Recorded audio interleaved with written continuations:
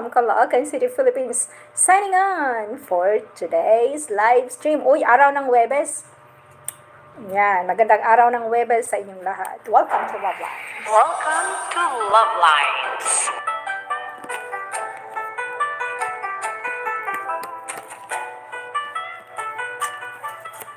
Welcome to Luvlines. And before anything else, tayo muna ay mag-edit.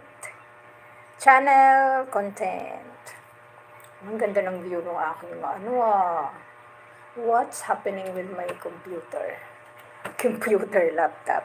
Let's go to the YouTube studio on the browser.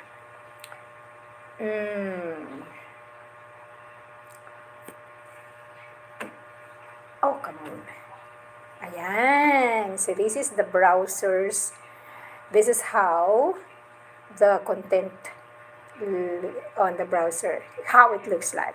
Ayan, yung ating YouTube studio, nasa content tayo at ako'y pupunta dito sa live. Ayan, for today. And then, i-edit natin yan. Oops, hindi ko na edit yung mga kung ano-ano dyan.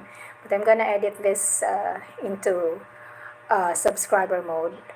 Subscriber mode tayo and make it any duration.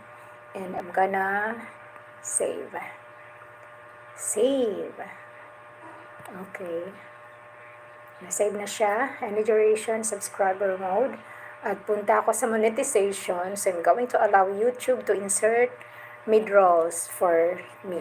And it's recommended andito sa balanced frequency, balanced frequency, and of course, save. That's how easy it is. That's that easy. Tapos, we're going to the content at papasok ako sa studio control room. Dito tayo papasok. So, go to the live, pindutin itong dito sa description, and then this one. Ayan, that one. Tuturo nitong pula. This one. Ayan. YouTube control room. My, Delilah. Oops. Waiting for mobile stream to begin. Now, already started. So, it's connected. 2 minutes. Chat out sa tatlong nandyan. Oops.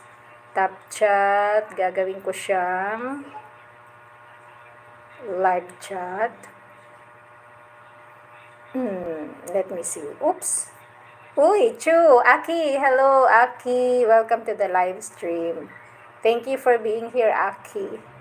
And because of that, I'll be showing you how to create the highlight. Okay? Gonna create a highlight video now.